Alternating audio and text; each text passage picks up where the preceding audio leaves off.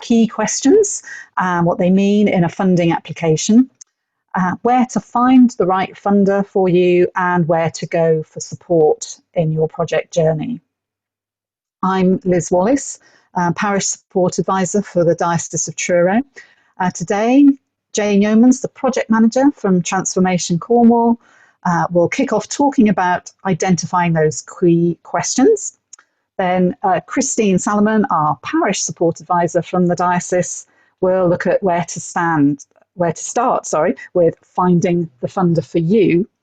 And we also have a very special guest today, Jack Smith, who, as well as lots of other jobs working in the diocese, is also fundraising manager from the Truro Lifehouse project. The Truro Lifehouse is planning to redevelop and expand the community facilities at All Saints Church to better serve the people of Truro and Cornwall, with a bias towards the more vulnerable in our communities. And so she'll be sharing her experiences of making numerous funding applications along the way. So Jess, before I hand over to Jane, just a little bit of housekeeping. Now, this is a webinar. I expect most of you have been on the Meet the Funders webinars already. So basically, you can see and hear us, but unfortunately, we can't see or hear you. But we do want to hear from you, and there are two ways to do that.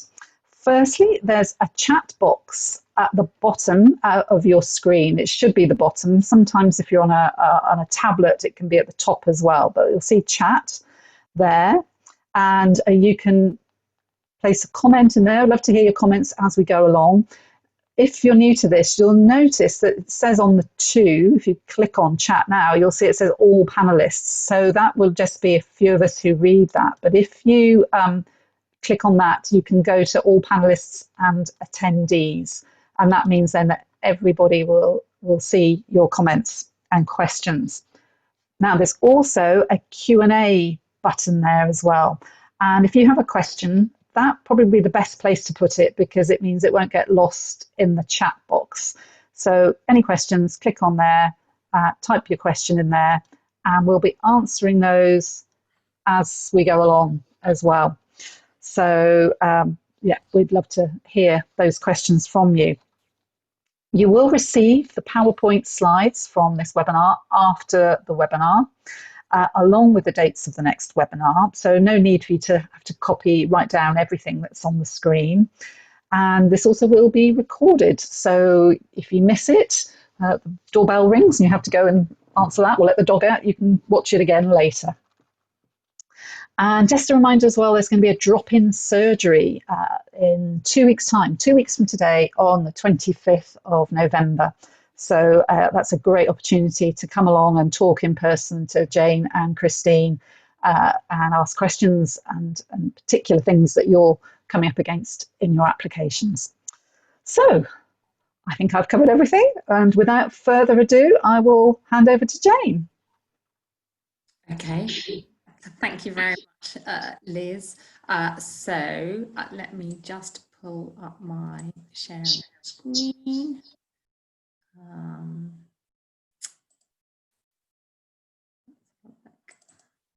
Okay, perfect. Now you should be able to see that, and slideshow. Can I just get a thumbs up from one of my colleagues if you can see that? Perfect. Okay, great. So now if I can ask that if anybody has questions as I'm going along, if you could put those into the chat. We will finish the sessions after myself, Christine and Jack have presented with a Q&A, so we can pick them up there, or if there's any burning issues, then one of my colleagues will pick up after my presentation. So my name is Jane Yeomans, and I'm the project manager for Transformation Cornwall, and we strengthen faith-based social action in Cornwall. We have been delivering Meet the Funders programme in partnership with the Diocese of Truro for a number of years now, and it really is designed to take you through every step of the way in developing, strengthening and funding your community work.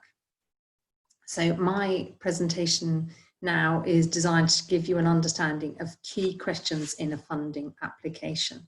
Now, all slides will be sent out to you today by my colleague Daniel, and will also include some extra pieces. For example, I've got a simple questionnaire to carry out with your project team to help with your funding application. So don't worry too much about scrabbling down notes. We'll also put the recordings up on the Transformation Cornwall website and also on the diocese website, and we'll send you the links to that.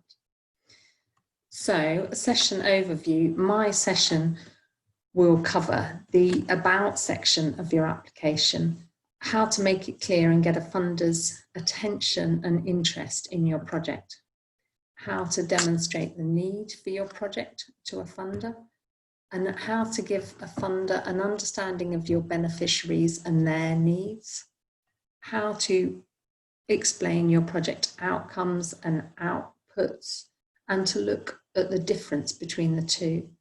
And we will end by giving a look to the future and the importance of acknowledging that in a funding application, so that any funder knows that their money and reputation is invested for the future.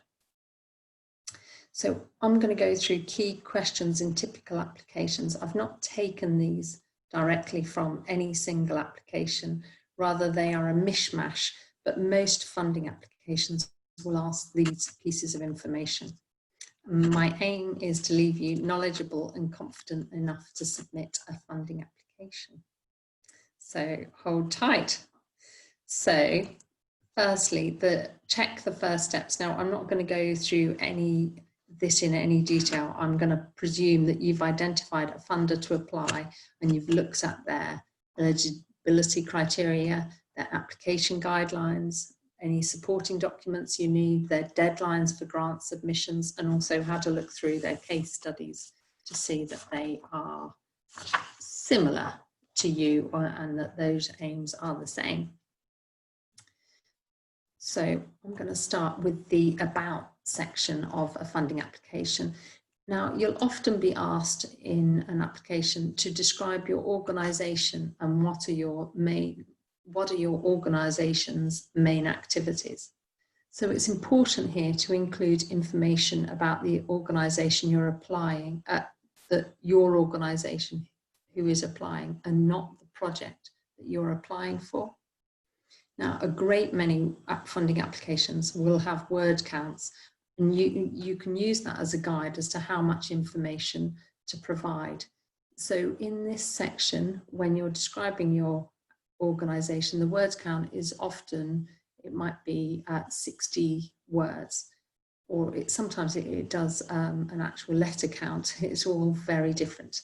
But I mean, you'll need to be succinct and explain the basics. So the mission of your organisation, where your organisation operates, and the core work that it does would go into this section. Now, you'll also get a chance to explain about your project. So here is the section to really kind of flourish and describe your project. Now, firstly, I would invite you to name your project.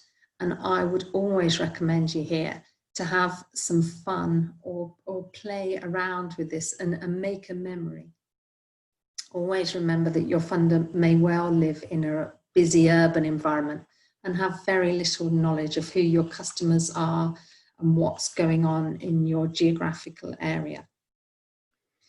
Describe your project and be clear, concise, and focus on the impact that your project is going to have.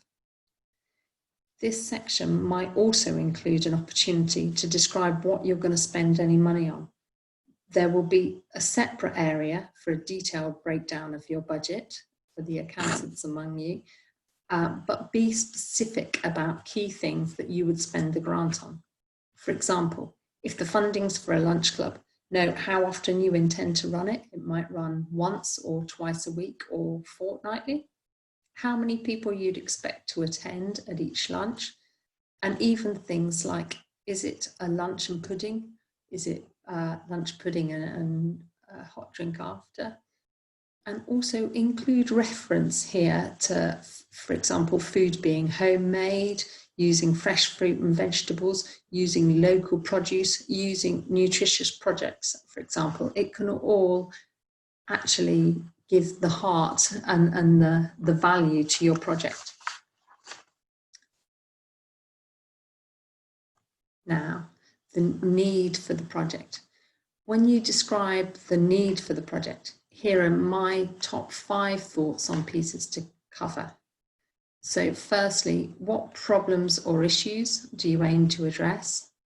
Describe why you need this funding. Make clear if it's to develop a new project or to sustain existing work.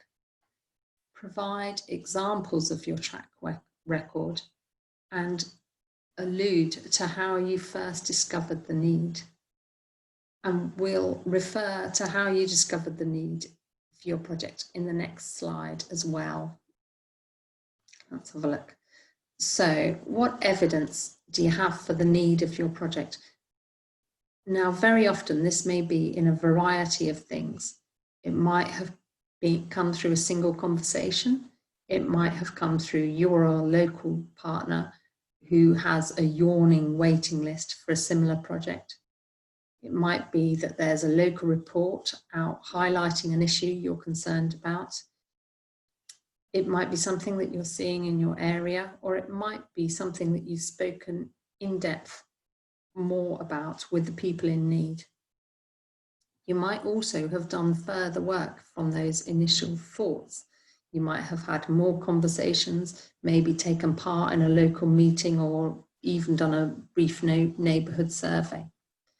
And I would invite you here to recognise quality over quantity. Very often, great projects stem from single conversations. Sometimes they stem from big petitions or big kind of request lists, but also that kind of single wording is really useful.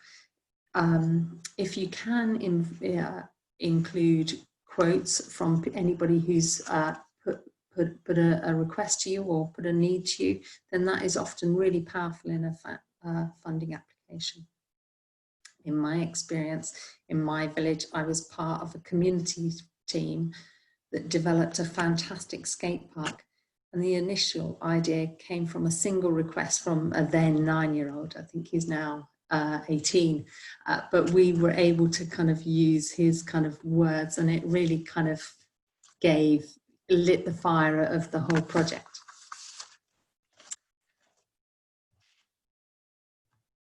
Now, your beneficiaries, and an application will ask who will benefit from your project. So describe your beneficiaries in real terms. So that might be through their ages. For example, are you delivering a project for young people? And if so, what ages are they? And you might have 2 different age groups that you might target. So put that here. You might describe where they live. If your project's for a specific geographical area, is it for a single parish or a town or an estate? Describe some of the common needs of your beneficiaries. For example, are they care leavers? Are you reaching out to young people not in education, employment or training, or at risk of being so? And very often in Cornwall, one will find that rurality is a common need. There's often a need for very local services, as for example, public transport links are either not there or very intermittent or expensive or only accessible to people in the main areas. Suggest also here how many people will benefit.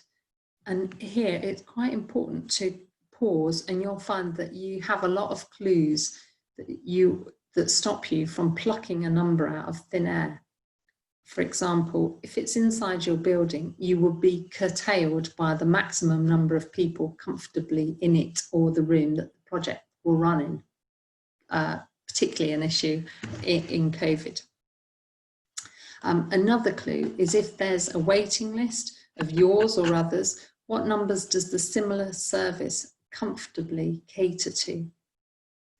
You might have information from how many people of that age range are in your local parish, and you might find that out by talking to your local primary school, for example.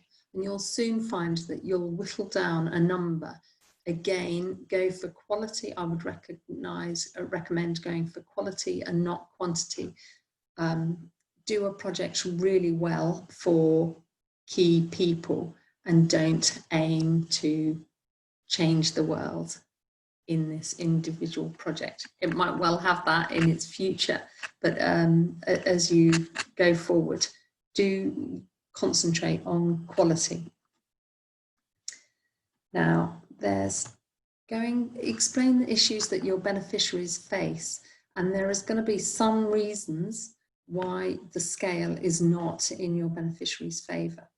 So this could be around kind of loneliness, isolation, transport, opportunities to gather and connect in local areas.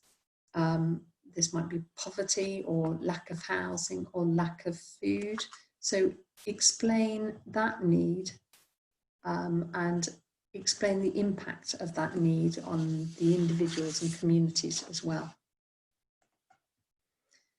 Now, applications will always ask about outcomes and outputs, and understanding the difference between the two is important. So an output describes and counts your activities and the number of people who come. An outcome will describe the impact of your services for your clients. So an output will ask, what do we do and who do we reach? An outcome will ask, what difference does it make? An example of an output is that young people with learning disabilities will take part in fortnightly arts and crafts workshop. An outcome of your project is that young people with learning difficulties will have improved social relationships, well-being and community connections as a result of participating in your community workshops. Now, often in funding applications, there's an opportunity to look to the future, and here think about how you may be able to prove your project's impact, excuse me, to yourself, the public and the funder if they were to ask you a year later. So keep an eye to the future. Think about how you're going to count your impact and record your impact.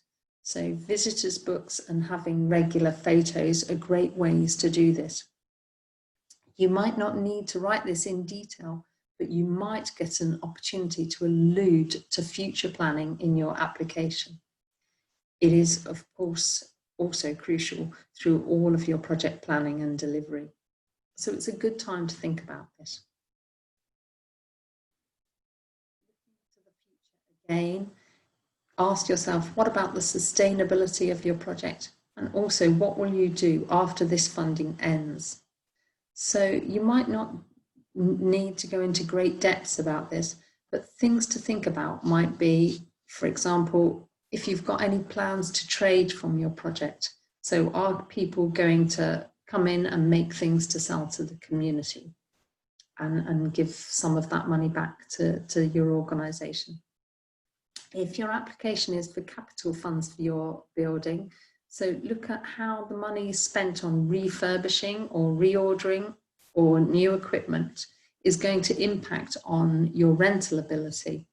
Remember here that you'll need to include a maintenance plan and budget, so it's not all profit, apologies.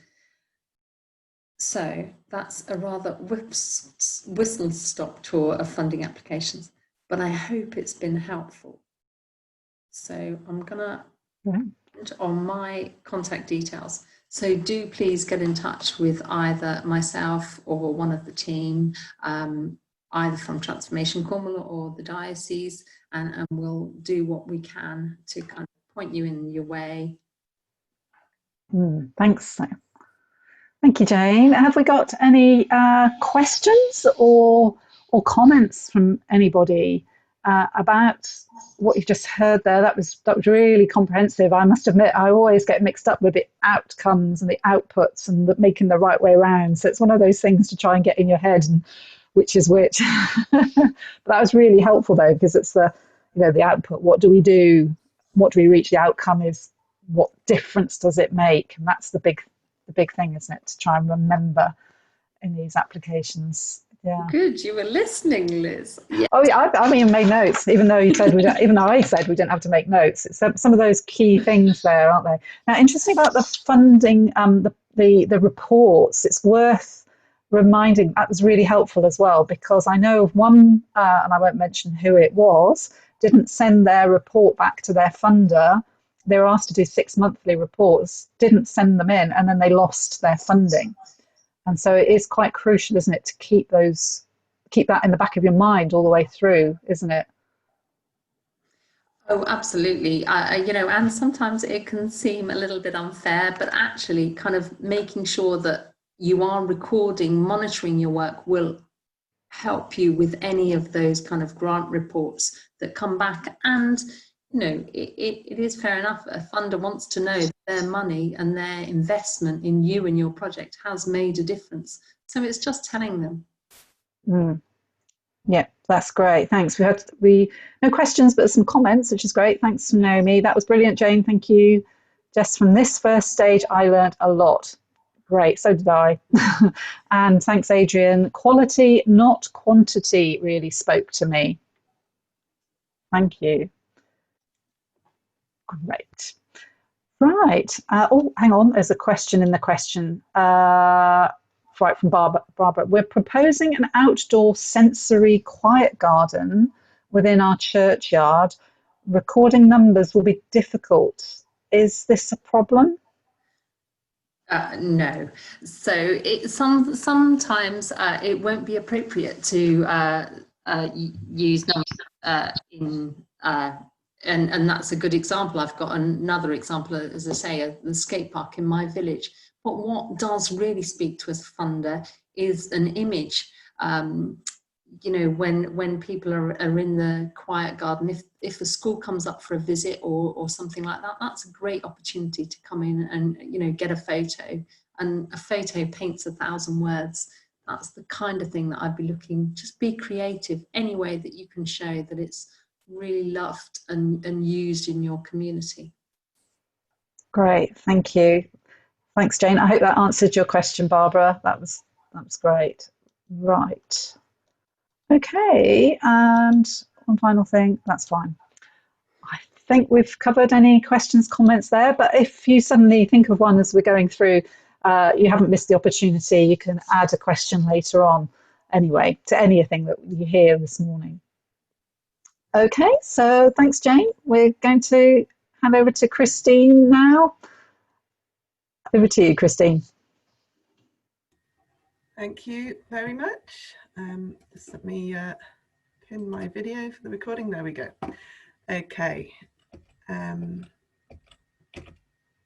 Sorry. Okay. So we're going to have a look now at where to find funders, where to look to find those funders. Some of you are just starting out looking for funding for your projects and you don't really know where to find the right funder to support you.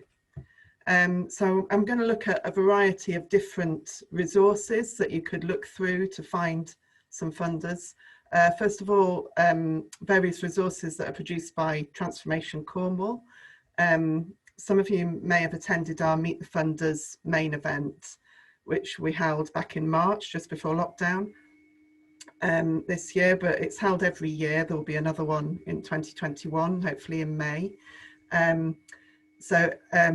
All these links will be sent to you, so you'll be able to click on these links and find more information. But there's information on that link on the Meet the Funders main event, where you'll find talks from some funders, from some large funding organisations.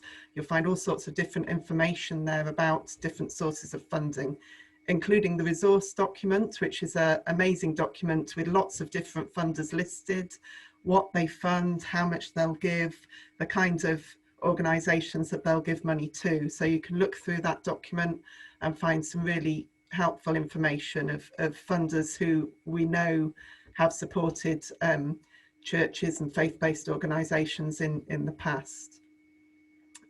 Also, you'll find on Transformation Cornwall website a grants list, which contains a lot of information on emergency grants during COVID, and all sorts of grants for social action projects for supporting your community.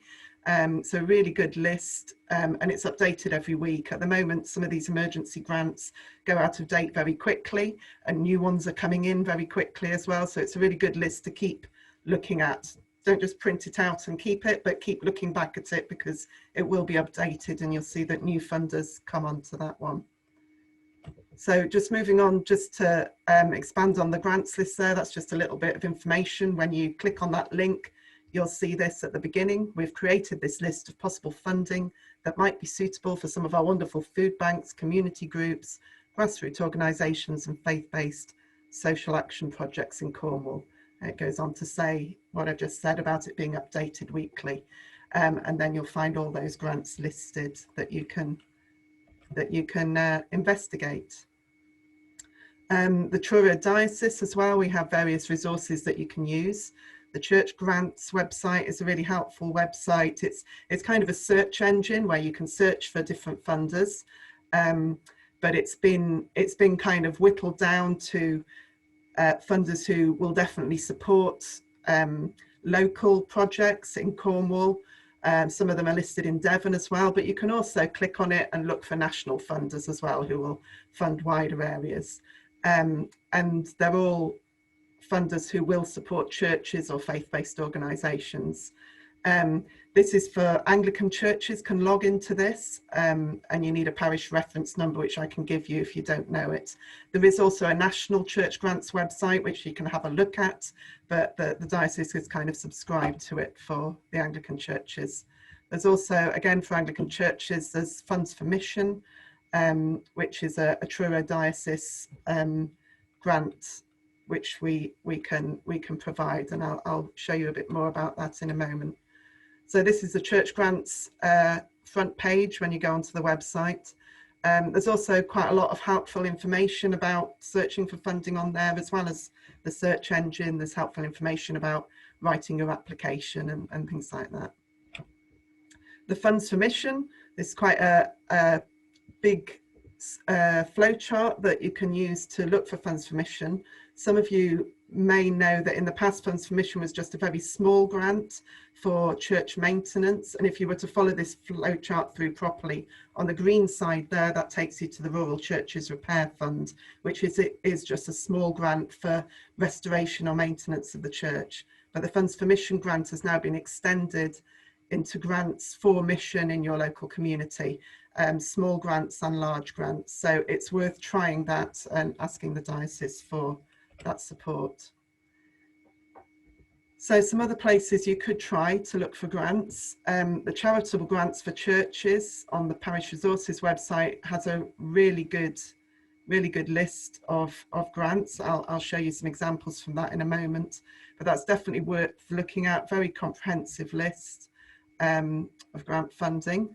The Cornwall Community Foundation, again, it's a really good organisation.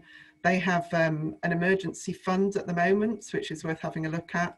And again, they have a grants list, which is a very comprehensive list for more local grants, Cornish grants. Many of them are lower amounts than some of the bigger funders, but for small community projects, it's a really good place to have a look. Your local council is always worth trying. Many local councils have different specific funds that they give out for different types of projects, so it's definitely worth inquiring with the local council. Ecclesiastical is another good place to look. They have a list of funders for grants during COVID-19 and beyond. It hasn't been updated since September, that one, so the Transformation Cornwall is much more up to date. But this one's still a good list to look through. But also Ecclesiastical have a lot of other support, which I'll show you in a moment. So I'm going to go into just a few examples from some of those organisations.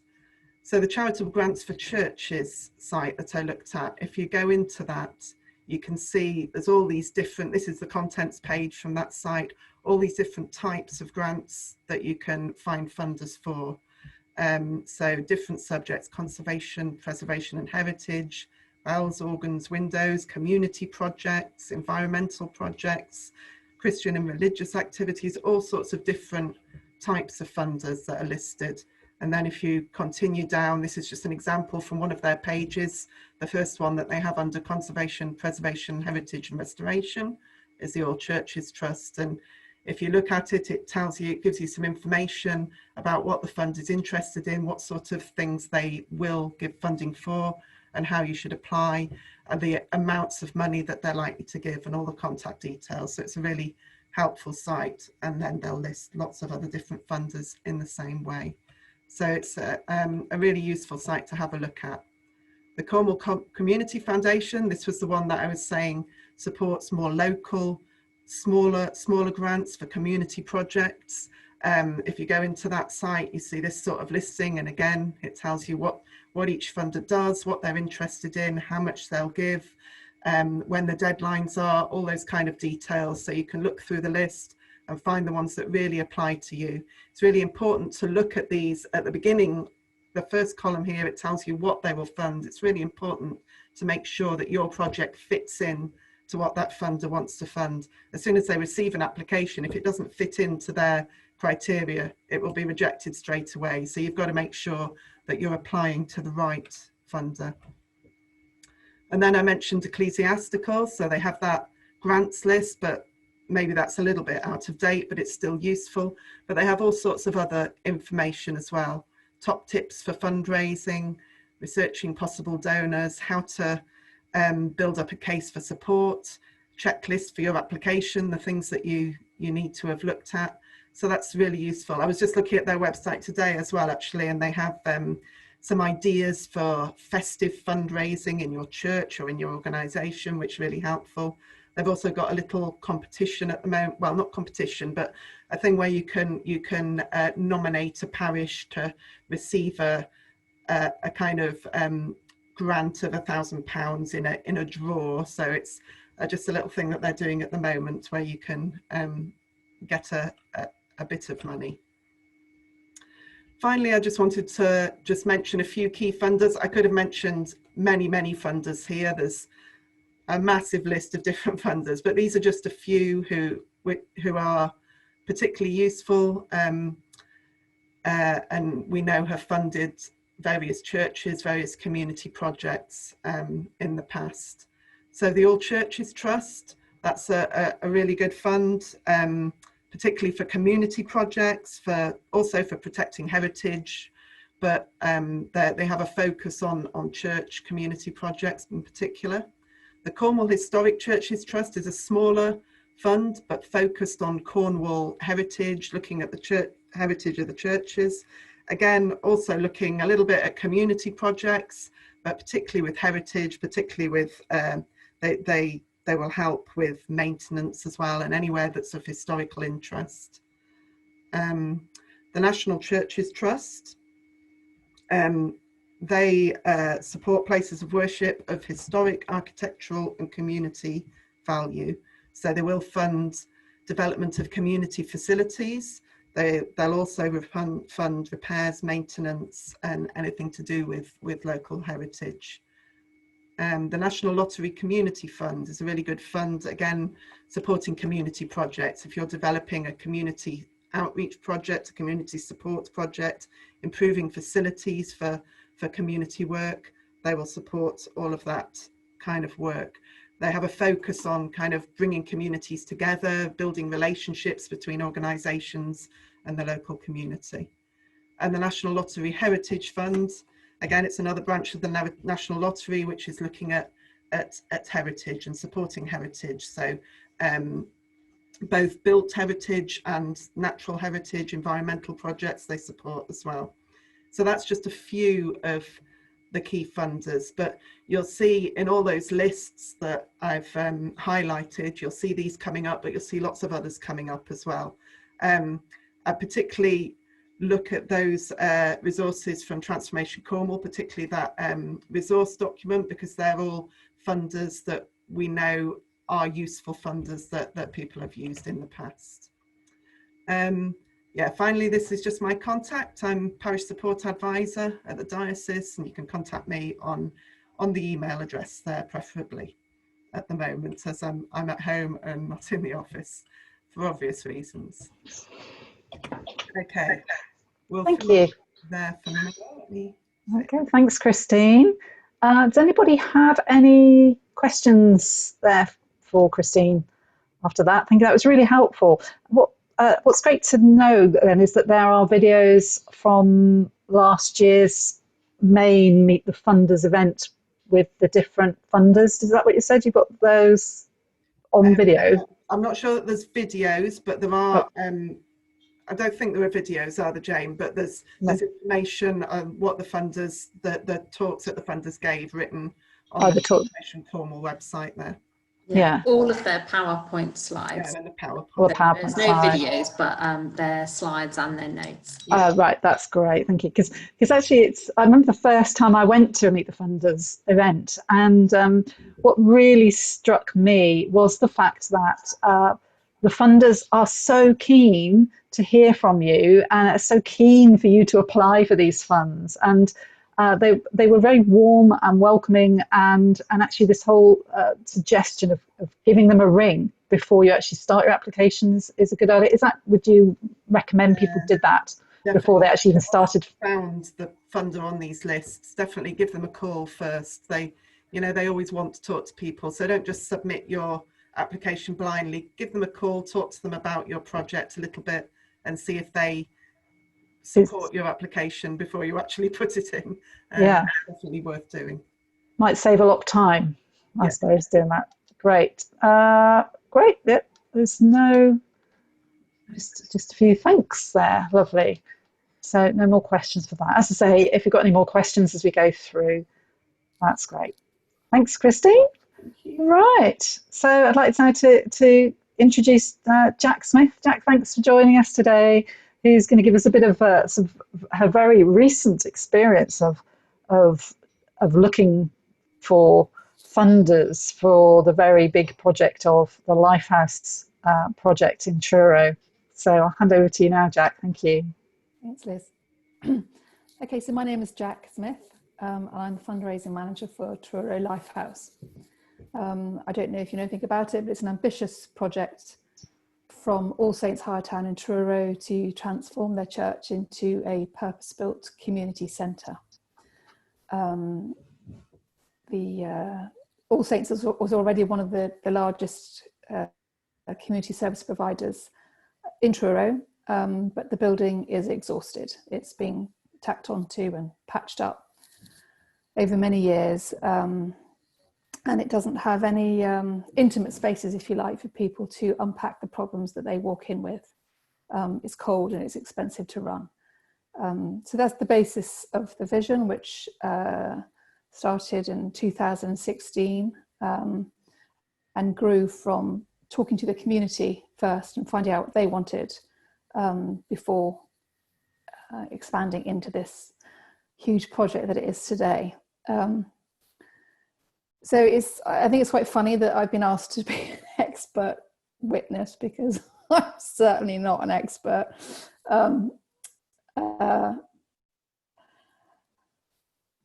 When they first asked me to get involved, I ran a mile. I didn't want to do it because I'm a writer, storyteller.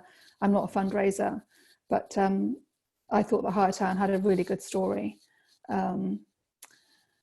And I wanted to get involved. I interviewed Jeremy and Paul, who was working with them at the time, and was so impressed with what they were doing. When the opportunity came up to join them, after I decided not to run away, I recognised it was a really good thing to do because I'm passionate about what they're doing. And I think that's what really drives me. That's what helps. As I'm sure all of you are passionate about what you're fundraising for. And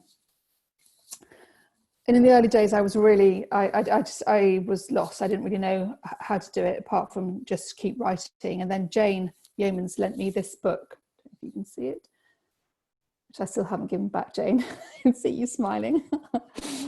It's called A Spirituality of Fundraising, and I found it incredibly helpful. I was looking up it again this morning, and one thing really spoke out to me. It's written by a guy called, I don't know if it's Henri or Henry, J.M. Newen, but he says,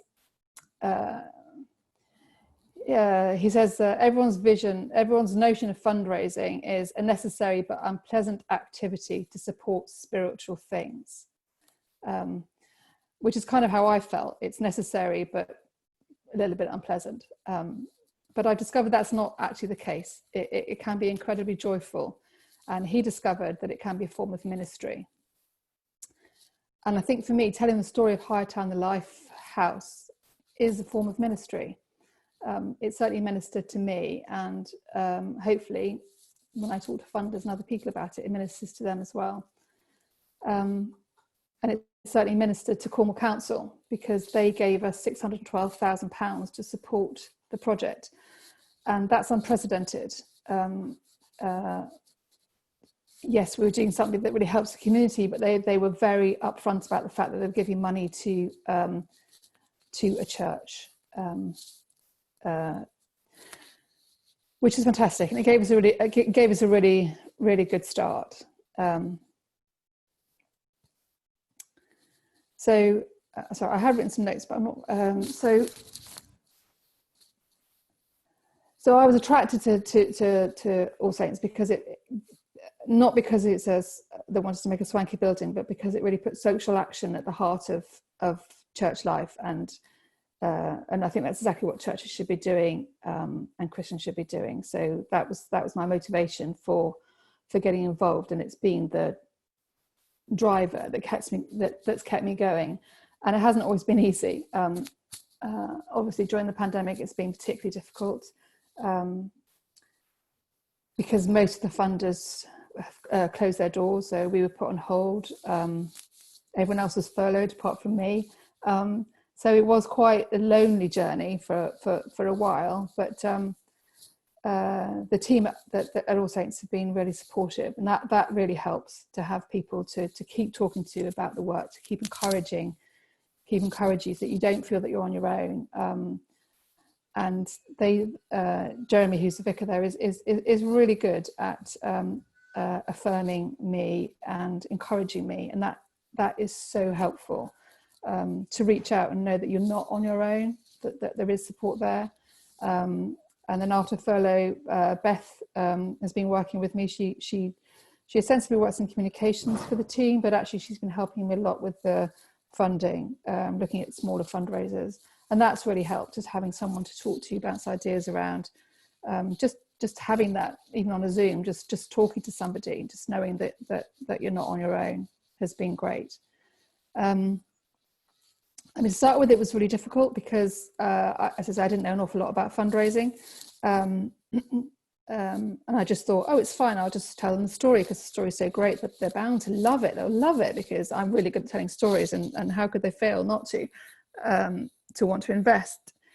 And it's disappointing when the first few that I applied to weren't interested. And what I failed to understand was that despite saying, really research them and look for the hook, look for the angle, talk to them. One thing I didn't realize was that funders aren't really interested in funding projects until they have a certain amount of money in the bank. And when I first started, we only had a few quid, and that wasn't sufficient. But like Jane and Christine have said, talking to these people is so important.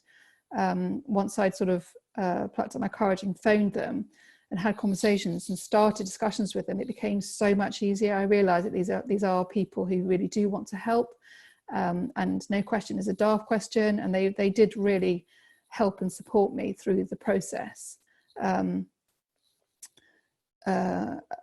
I would discuss applications for them. I'd say, I'm thinking about doing this, and they would say, well, actually, if we're more interested in this, so think about doing it this way. And that just helped to build up trust, I suppose, with the organisations. And then we started to become fruitful. So we were supported by Joseph Rank, who's not on that list, but I'm sure is somewhere in all of that. And he's an interesting character, and he really is somebody that you do have to read and reread his website and do exactly as it says on the tin. He's very pedantic, but very fair. I have to say that because he supported us. All Churches Trust were utterly fabulous. They're really interested in missional work, so they weren't just interested in the capital project, but also the fact that we're a transforming mission church, and really wanted to reach out into the community. So they were superb to work with. Lang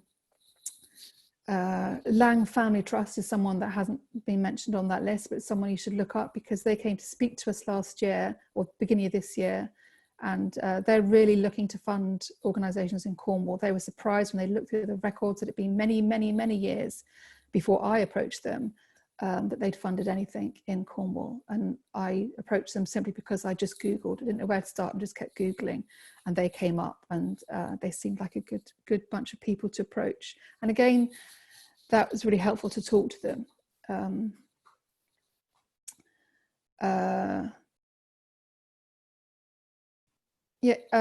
So one of the things I've written down is that each application is different, like Jane said, and that was really helpful actually to have that. Even though I've been doing it now for 18 months, it was really good to go back and revisit all the things that you were talking about. Because one size doesn't fit all, and although that sounds like a pro forma that Jane was doing, which it is, it's really important to understand the nuances of the different people you're applying to, and again talking to them to find out, because if you don't fulfill the criteria, it's not just that they won't be interested, but they can't be, because they have so many applications. They absolutely have to tick the boxes. So it's so important to tick those boxes, but obviously don't lie. I mean, if your project isn't right, it isn't right for them. You have to be really honest, and you have to do everything with integrity. And there's some things that I've looked at which I've pulled away from, because I didn't think we were approaching it with integrity. You have to be really true in what you're saying about what you're doing.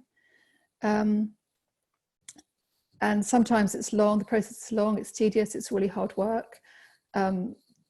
Yes, some are joyful, like working with All Churches Trust, but I've been working on the National Lottery, which is excruciating, because it's because they need an awful lot of information, and collating that information is a long process, but you just have to keep going. So that was my 10 minutes up. So if anyone's got any questions, I'm sorry I spoke so fast. Thanks. I'm a bit nervous.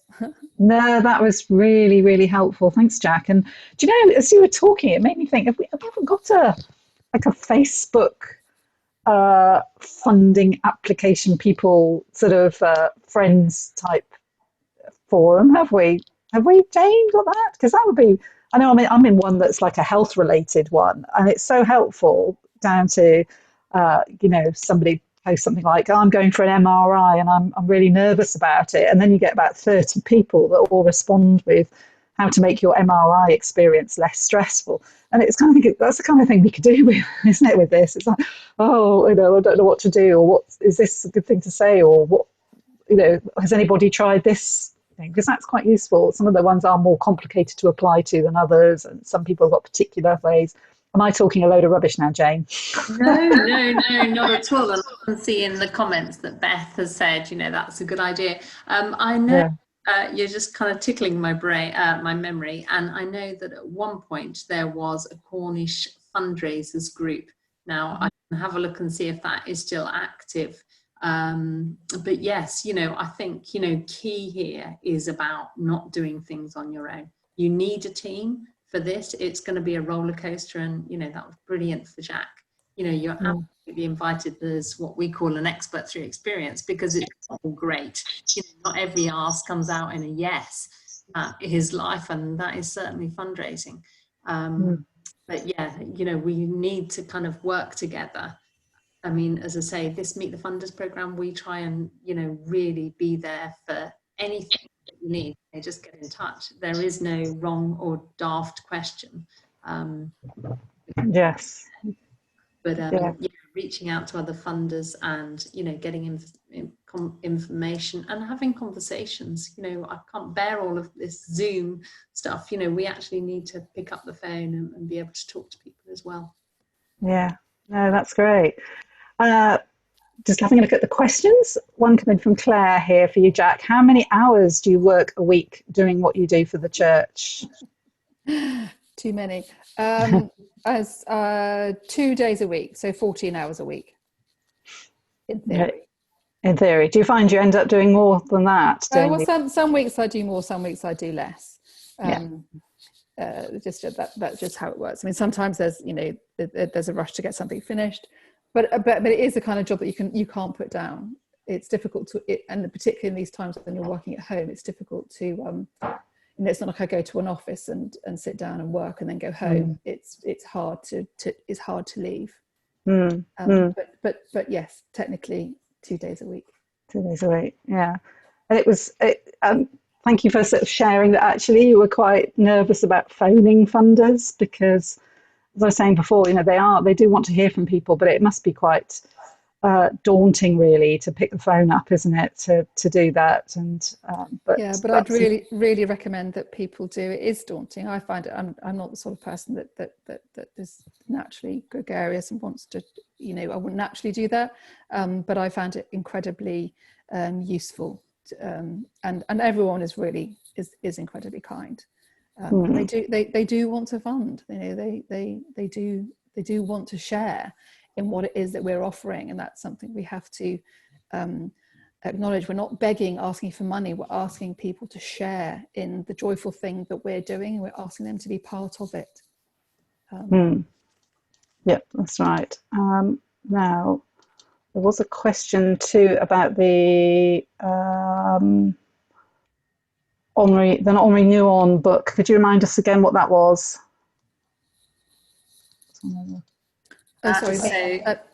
Yes, that's right. Can you say the name of the author, The Spirituality of Fundraising? That's right, that was Henri. I've written it down, but it's Henri, Henri, J.M. Nouwen, I think that is, Nouwen. I've written it down somewhere in the chat. We'll also send that link out, and here's my replacement copy. You're very naughty. I'm so I could sorry. have a library fine. Actually, I'll send this on to my colleague Daniel. It's very thin, and actually it does, exactly as Jack said, it does move what is sometimes a kind of perception of fundraising as a burden to actually fundraising as an absolute blessing. I think a lot in our Meet the Funders work, we might meet people who have the burden of these huge buildings, and actually it's just the delight to see that change in their head to actually the blessing of this building and looking after it. And it's a fantastic book. I'll put the link into the when we send the slide out. Great, thank you. I expect where'd you get it from? All good bookstores, I expect. And shouldn't mention the one. No, you shouldn't. No. I'll try and look for an ethical seller. Yes. as I put that link in. Or just ask Jane. She's really good at giving out books. Yeah. She's our local one. Right, well, we've only got a couple of minutes left before we head off today. Any more little questions coming in or comments? But thank you. Christine's going to remind us for the next webinar coming up. Yeah, I'll just share my screen again. Here we are. If I can make that move on. It never does when you first share. There we go. So yeah, so future workshops, as Liz said at the beginning, we've got a surgery in 2 weeks' time, which is basically looking at the information from today's webinar and talking about it in more depth. So if you've got any specific questions, specific information you'd like to get from that one, please come along. I know some of you are signed up already, but others feel free to sign up for that one as well. And is that, can I just interrupt? Is that so someone could come along with, say, look, this is my my paragraph. Can I share that with you and see what you say? Is that the kind of idea as well? Yeah.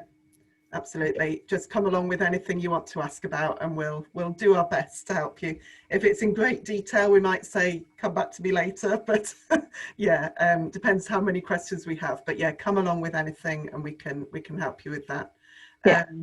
Also, you'll all be up on screen for that. It is a webinar, and you'll register as you've registered for today as a webinar, but then I'll promote you all on screen, so be prepared to be on screen. If you don't want to be seen, you can always stop your video, but you'll be on there so that we can talk to you properly at that session. Then Thursday the 3rd of December, we have a funders workshop where we've got grant managers coming from a few different funding organisations: National Lottery Community Fund, All Churches Trust, Cornwall Community Foundation, Groundwork Southwest.